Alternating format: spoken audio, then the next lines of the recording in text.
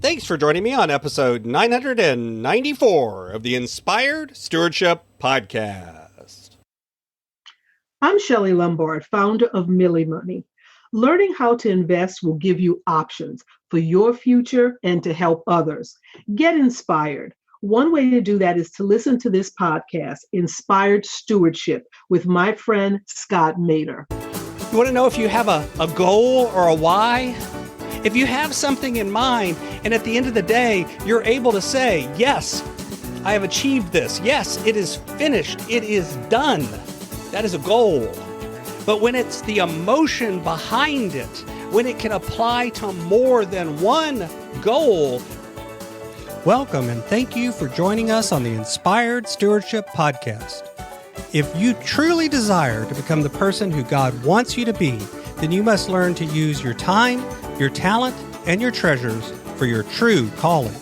In the Inspired Stewardship Podcast, you will learn to invest in yourself, invest in others, and develop your influence so that you can impact the world. In today's episode about impacting the world through stewarding your talent, I talk with you about why finding a big enough why is so important. I talk about what we often think of as a big why isn't really a big why, but instead it's a goal. And I share how to know if you have a why or if you have a goal. You've heard me talk about developing your talent, and one of the best ways to do that is through books. But if you're like most people today, it's hard to find the time to read. And that's why today's podcast is brought to you by Audible. Go to inspiredstewardship.com/Audible to sign up, and you can get a 30-day free trial. There's over 180,000 titles to choose from, and you can pick one and listen your way to developing your talents via Audible. That's inspiredstewardship.com/Audible to get your free trial and listen to great books the same way you're listening to this podcast. Finding a why. I talk a lot about having a big enough reason to drive you forward when I'm talking with my coaching clients. So many of them come and their initial feedback, what they want to do is something like, I want to get out of debt, or I want to be able to spend more time on work without feeling like I've overwhelmed, or I want to get control of my inbox, or I feel like I never know what to do next and I'm always losing track of things and I need to figure out a way and a system to keep on top of it. I need to know where my money's going because I make too much money to feel this broke all the time. And the joke that I use is the truth is that people come to me for help on productivity and they come to me for help on money. But in the truth is the only thing I really coach on is talent, because how you handle your time and how you handle your money is really all about how you handle yourself. And as part of that, you've got to think about what is your reason for making change. And really, at the end of the day, most of the time, people suddenly decide they want to make change either because there's some sort of stressor, some sort of pain, some sort of emotional event that causes them to want to avoid it. It's gotten bad enough that the pain of the same outweighs the pain of the change. Or they see that happening somewhere else, and that causes the emotional driver to make the change. Maybe something happens to your parents or a close friend, or you start seeing layoffs, and now you're worried that you may get laid off, or someone close to you goes through a health issue. And those are reasons that drive us towards change. But the funny thing is, those may start the process, but they don't generally last long enough to make the change stick. You have to have a moment and a reason that you can connect to emotionally. But all too often instead, we often set goals. And don't get me wrong, goals are important. I'm big on setting goals, but a goal is not a why. A goal is a destination. A goal is about, I want to achieve this moment or this step or this thing. Getting out of debt is a goal. But why do you want to get out of debt? Getting more productive is a goal. But why do you want to get more productive? Doing these things are goals, not whys. You have to have a big enough why to make the change stick. So what then is a why?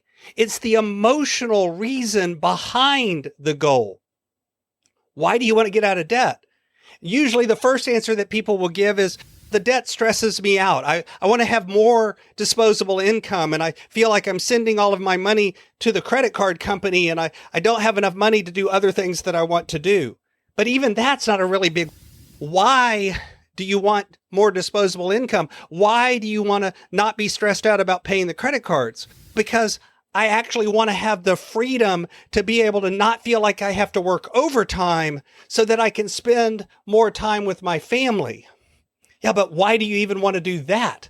What's the reason behind that? The emotional connection. Right now, I feel like my kids are growing up and I'm not able to spend time with them, and they're going to grow up and never know me. And that happened to me with my parents, and I don't want that to happen to my kid. I want their life to be different, and I want my life to be different. Now we're getting there. What's your really big why? And usually you have to go 3 or 4 or 5 or 6 or 7 levels deep before you find it. Because it's not the surface thing. It's not just, and it's not even a superficial answer. I often tell people that my why is freedom, but there's more to it than that. My why is about the freedom to choose. My why is about working because I want to work, not because I have to work. My why is about having the ability to say, tomorrow I'm closed and I'm going to go spend time with my family. It's about having the freedom to choose what I do to some level. And I'm not perfectly free, obviously. We all have constraints. But the more I move in that direction, the happier I am. Because it gives me the ability to connect with my family. It gives me the ability to save for my future. It gives me the ability to do things that mean something. You want to know if you have a goal or a why? If you have something in mind, and at the end of the day, you're able to say, yes, I have achieved this. Yes, it is finished. It is done. That is a goal. But when it's the emotion behind it, when it can apply to more than one goal, when while you do this thing and the next thing and the thing after that, and you achieve this level and the next phase and the next phase and the next hurdle, that same deep emotional reason applies, but it might change. That's fine. It's okay if it changes, but there's an emotional reason that lasts beyond, yes, it is done. Yes, it is finished. Yes, it is completed. That's going to be your why. So when it comes to setting goals, what is your why? What is your reason? What will drive you to do it even when it's hard?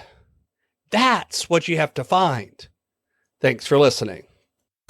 Thanks so much for listening to the Inspired Stewardship podcast. As a subscriber and listener, we challenge you to not just sit back and passively listen, but act on what you've heard and find a way to live your calling.